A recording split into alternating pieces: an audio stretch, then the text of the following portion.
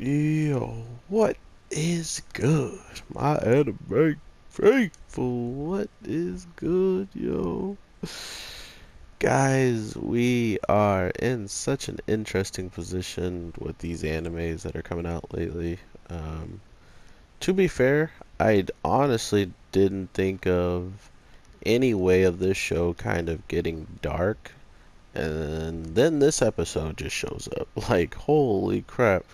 I'm looking at the duration of how long the episode is when the dark stuff starts to happen, and I'm like, do they really even have time to fix this? Like, holy crap. So, this week's episode, we're looking at, like, the death of Aladdin. Like, someone who pretty much didn't even have much to do with any of this, and, is a victim of the Chaos Teller pretty much just having fun and wanting to make their own stories practically. So because of that, um, so the guy steals Aladdin's lamp.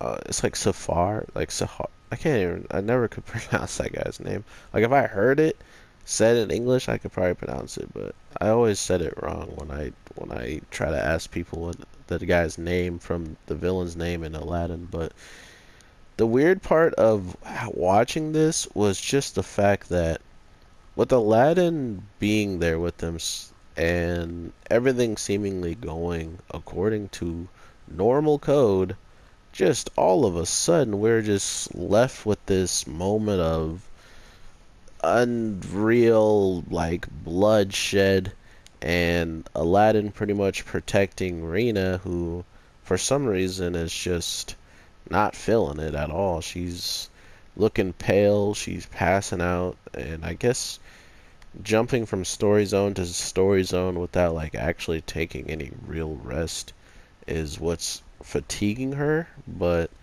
I think that was a very interesting fact that that pretty much could happen to her in the slightest. So that's already like a red flag in my opinion that that could happen to her during these important moments that they really need to be focused and working as a team and not having someone that, aka their healer, um, feeling like crap.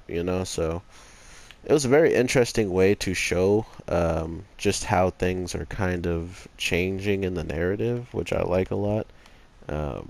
Because, I mean, the show is getting kind of predictable, and once you start having predictability, you usually just change it up. So it's kind of like what I felt we get in this episode is a new little change up that definitely hasn't been seen, but it was welcoming. And I do like when shows actually are like conscious of what they're putting out there because I mean, to be fair, it's not a bad show, but with it having this element of showing us, these characters in a new light and seeing just what a battle or what um, the overall I want to say the overall story zones are doing to them mentally because it felt like every time they went to a story zone, they figure it out, they deal with it, it's over. This case, it seems like they can't really just do that and be over it all because not only is Loki here and probably giving the guy advice on how to be much stronger than he already is, but he also has a freaking genie on his side that can practically could have made any wish he wanted, but supposedly saying destroy them really means go up to them and just fight them. So they're lucky destroy them wasn't like a snap of the fingers and they literally just start dying. But overall, man, I really, really do enjoy what they're trying to bring along with this story because as a fan of like being a kid and watching Aladdin and stuff, I thought there was no way we are gonna see some bloodshed in this story out of all stories. I mean, sure he stole, but he shouldn't have died. Oh man, like they did this boy dirty and not to mention our main girl who's the turner or the tuner, she's definitely getting like antagonized every single time by Loki or by whoever the Chaos Teller is, usually just being like, "Oh, you're gonna turn all this back and make me suffer, and you get to be happy," you know. And supposedly, the most thing we learned about her past too is that Loki is the one that seemingly came into her life and ruined everything for her, which kind of makes sense in the aspect of why she's so driven, but it also kind of sucks that we don't know exactly the whole story of it, which I'm guessing we're gonna know like sooner or later.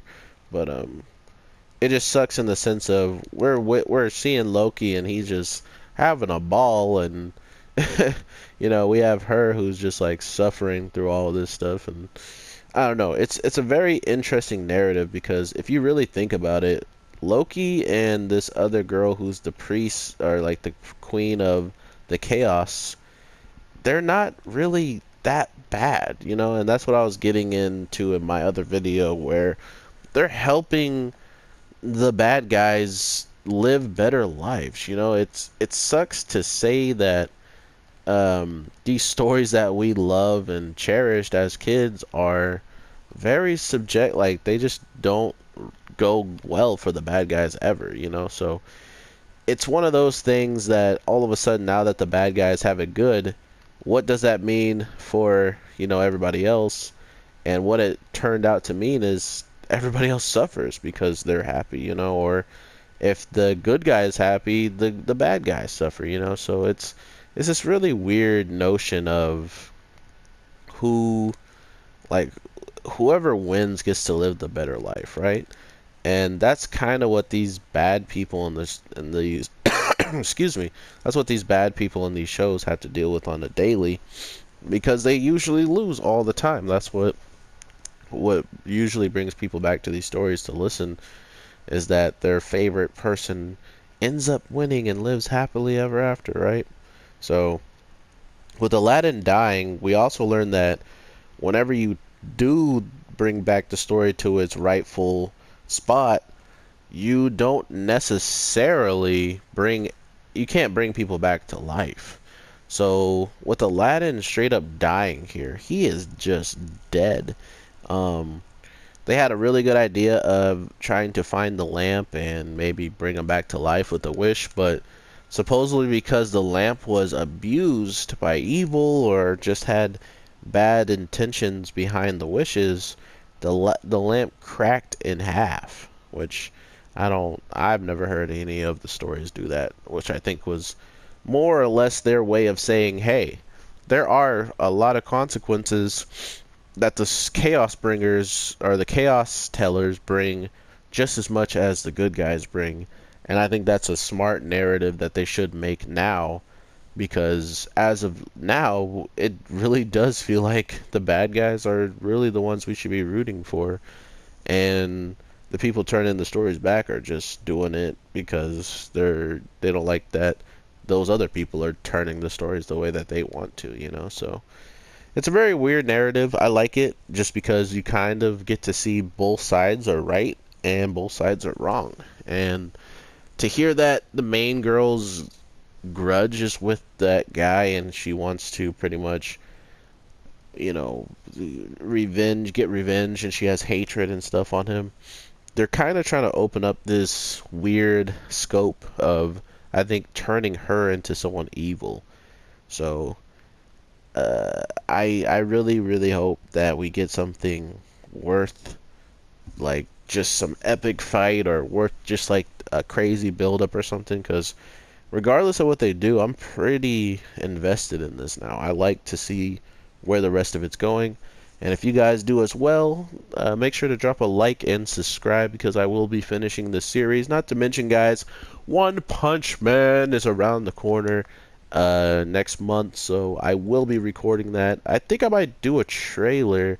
Do you guys let me know if you guys want to see an actual like video of me announcing, or like just talking about what season 2 could have in it and stuff like that. I can definitely do that.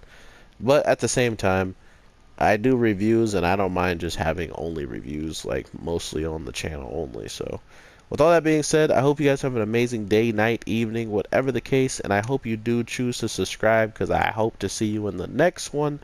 My anime people, have an amazing day, and I will talk to you later. Peace.